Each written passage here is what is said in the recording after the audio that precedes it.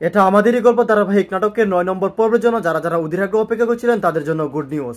Already কিন্তু সিনেমাওয়ালা YouTube চ্যানেলে upload করা হয়ে গেছে আপনাদের পছন্দের ধারাবাহিক নাটক এটা আমাদেরই গল্প নাটকের 9 নম্বর পর্বটি। তো আপনারা যারা এখনো পর্যন্ত দেখিনি তারা দ্রুত থেকে আসবেন, আর হয়তো অধীর আগ্রহে অপেক্ষা করছেন যে 10 নম্বর পর্বটি কবে আসবে।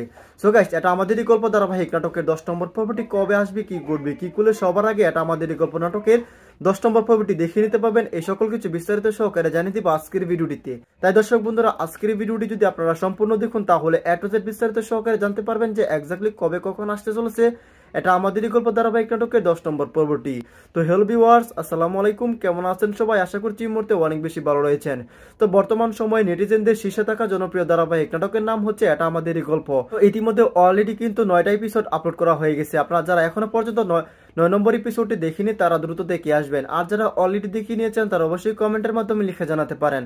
তো আরো জানাতে পারেন যে কিয়া পায়েল, খায়রুল বাশার এবং ইরফান সাজ্জাদ এদের নাটকের জুটি আপনাদের কাছে কেমন লাগে। তো গাইস, খুবই ইন্টারেস্টিং এবং জমজমাট নিয়ে কিন্তু এগিয়ে যাচ্ছে এই নাটকটি। তো এই নাটকটি আপলোড হওয়ার সঙ্গে সঙ্গে কিন্তু 4 থেকে 5 লক্ষ দেখে ফেলে শুধুমাত্র আপনাদের ভালোবাসা এবং সাপোর্টের কারণে। সো গাইস, আর কথা না পারি এখনই বলে দিব এটা আমাদের গল্প ধারাবাহিক নাটকের 10 নম্বর পর্বটি কবে আসতে চলেছে। তো সেটা জানানোর আগে আমাদের এই চ্যানেলটি যারা এখনো সাবস্ক্রাইব করেনি তারা দ্রুত সাবস্ক্রাইব করে রাখতে পারেন, এবং আজকের ভিডিওটি কে কোথা থেকে দেখছেন সেটি কিন্তু অবশ্যই কমেন্টে লিখে জানাতে একদমই বলবেন না।